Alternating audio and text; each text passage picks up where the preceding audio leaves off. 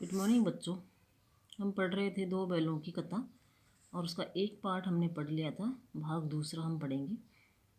दूसरे दिन झूरी का साला जब बैलों को झूरी का साला ले गया वहाँ जाने के बाद उन्होंने रस्सी तोड़ दी और वो फिर अपने मालिक के यहाँ आ गए। इस बात से जो झूरी की पत्नी थी वह क्या हो गई, गुस्सा हो गई और उन दोनों को उन दोनों बैलों को उसने खली भूसी उन लोग केवल सूखा चारा डालने का आदेश दे दिया। उसके बाद पढ़ रहे हैं। दूसरे दिन झूरी का साला फिर आया और बैलों को ले चला। अब कि उसने दोनों को गाड़ी में जोता। मतलब इस बार उसने क्या किया, बैलों को खाली ले जाने के बजाय किस में लेके गया, वो गाड़ी में जोत के ले गया। 2-4 बार मोती ने गाड़ी को सड़क की खाई में गिराना चाहा, पर हीरा ने संभाल लिया। वह ज़्यादा सहनशील था।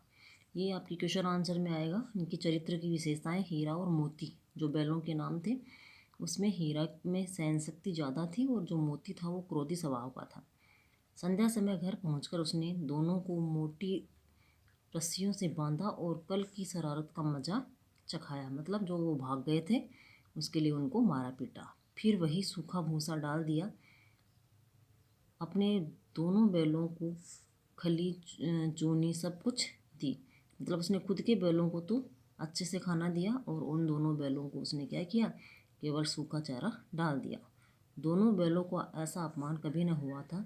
झूरी उन्हें फूल की झड़ी से भी न छूता था। मतलब कभी झूरी उनको मारता नहीं था। उसकी टिटकार पर दोनों उड़ने लगते थे। यहाँ मार पड़ी। टिटकार यानी केवल मुँह की आवाज़ से वो दोनों चलते थे। आहत अपसम्मान की व्यथा तो थी ही, उस पर मिला सूखा भूसा।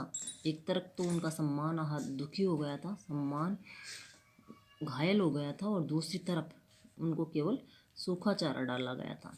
नांद की तरफ आंखें तक न उठाई। दूसरे दिन गया ने बैलों को हल में जोता, पर इन दोनों ने जैसे पाँव न उठाने की कसम खा ली थी। मतलब फिर उनको हल चलाने के लिए जोता गया, लेकिन उन दोनों ने पैर भी नहीं उठाया।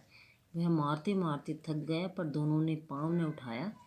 एक बार जब उस निर्दयी ने हीरा की नाक पर खूब डंडे जमाए तो मोती को गुस्सा काबू के बाहर हो गया, हल लेकर भागा।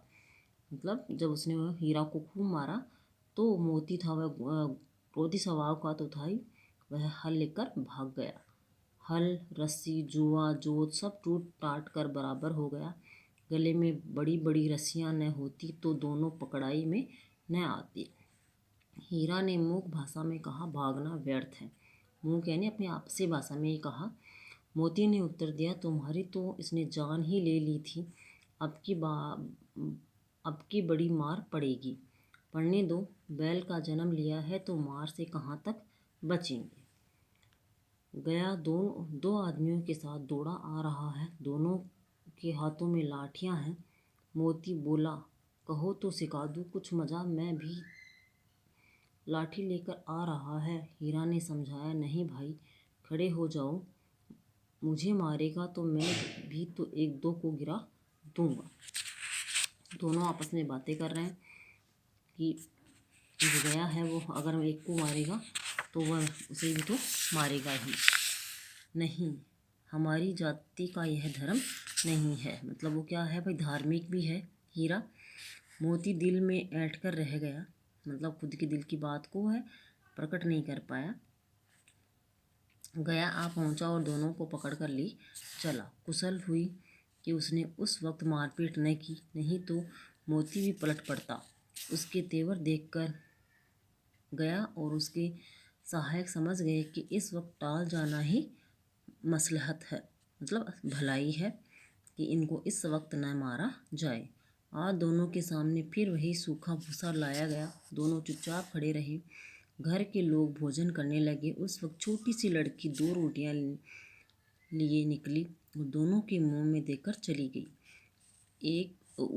एक रोटी से इनकी भूख तो क्या शांत होती, पर दोनों के हृदय को मानो भोजन मिल गया।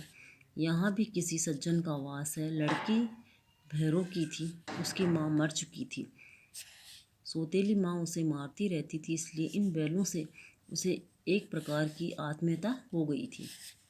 कहने का भाव ये है कि उस लड़की ने जब बैलों के साथ ऐसा व्यवहार होते हुए देखा तो उसे अपने आप पर अपने साथ जो व्यवहार किया जाता था उसमें उसने समानता महसूस की और उसी समानता के कारण वह उन बैलों को 2 रोटी देकर चली गई। इस प्रकार नेक्स्ट वीडियो में आपका अगला धन्यवाद।